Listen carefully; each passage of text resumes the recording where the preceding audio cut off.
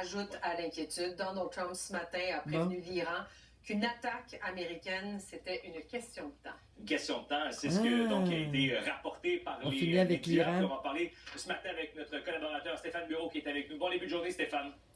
Hey, c'est excitant matin, une nouvelle, Alors, Stéphane, sérieux, là. on surveille Arrête évidemment pas. le Lincoln, là, ce porte-avions américain. Évidemment que ça laisse présager qu'il pourrait avoir une attaque prochainement. Puis avec les commentaires de Donald Trump, on se questionne, ce sera quand? Alors effectivement, à la lumière des commentaires, on pourrait se demander quand.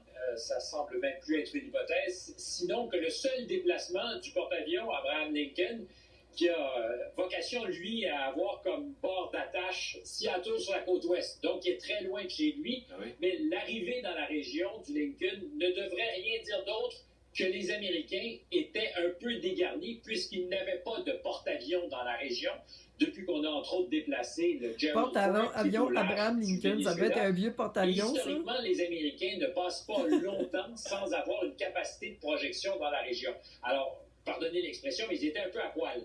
Ils avaient 2 porte-avions qui étaient en mer de Chine. Et là, ils ont constaté au cours des dernières semaines, quand on menaçait de frapper l'Iran si on s'attaquait aux gens dans la rue, ils se sont rendus compte qu'ils n'avaient pas beaucoup de ressources et c'est pour ça que le Lincoln est revenu mouillé. Alors on pense en mer d'Oman, sinon dans le golfe Persique. C'est évidemment un bateau accompagné qui le fait silencieusement. On ne veut pas donner d'indices. C'est des déplacements sont secrets. On sait qu'il y a une direction générale, mais on ne peut pas savoir en temps réel où il est. Chose certaine, il est capable en ce moment, avec son groupe, de frapper l'Iran. C'est ce qui est le plus important. Mais est-ce que pour autant, c'est ce qui va arriver dans les prochaines heures ou prochains jours?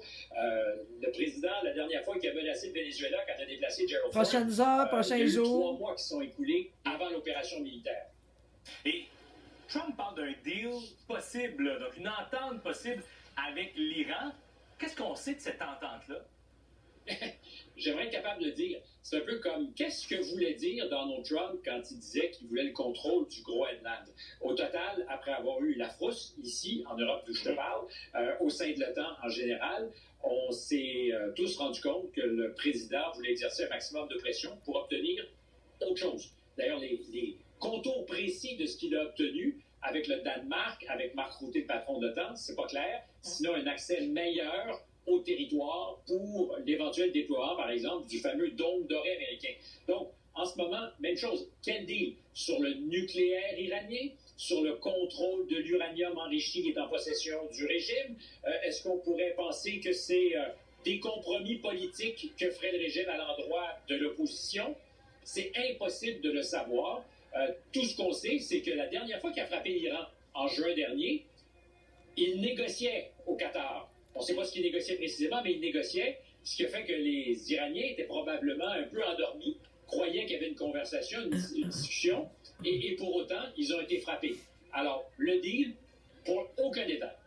Mais en même temps, là, Stéphane, au même moment, c'est des dizaines de milliers de morts là, en Iran dans tout ce qui se passe en ce moment, puis les États-Unis n'ont rien fait, alors que Donald Trump avait lancé cet avertissement-là, de dire, ben, si ça continue, on va aller sur le terrain, mais il n'y a rien qui a été fait. Help is on the way. Pas besoin d'aller sur le terrain. Exactement, Eve-Marie, help is on the way. Il y a une responsabilité évidente. D'abord, de celui qui réclame la possible succession, Reza Pahlavi, le fils du Shah, qui est aux États-Unis, qui disait allez-y, sortez, manifestez. Il l'a dit plusieurs fois.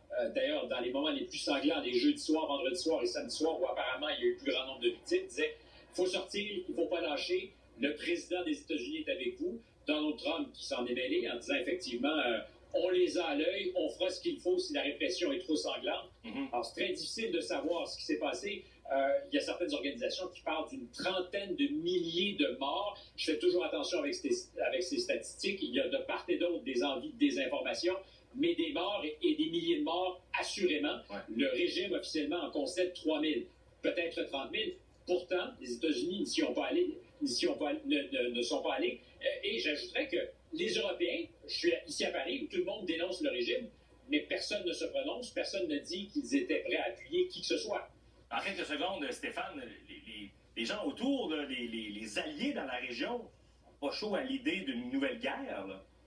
Évidemment, il y a des bases américaines qui sont dans des pays du Golfe et ça devient des cibles naturelles pour l'Iran. Il y a aussi des bases américaines en Irak. Mais les Israéliens, surtout, qui ont lancé les opérations en juin dernier, une guerre de 12 jours où ils avaient l'initiative, qui certainement voudraient voir le régime tomber, aimeraient beaucoup un Reza Pahlavi au pouvoir. Il y a des relations très fraternelles entre les deux. Question, c'est est-ce qu'ils sont prêts? Parce qu'ils ont dépensé beaucoup de munitions pour leur fameux dôme de fer.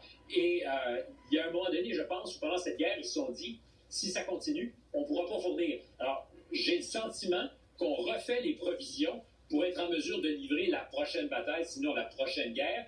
Peut-être qu'on n'est pas tout à fait prêt. Moi, c'est une hypothèse que je pense absolument essentielle dans les circonstances. Les Israéliens ne sont peut-être pas tout à fait prêts pour cette prochaine opération. Ça reste inquiétant malgré tout. Merci Stéphane. Merci.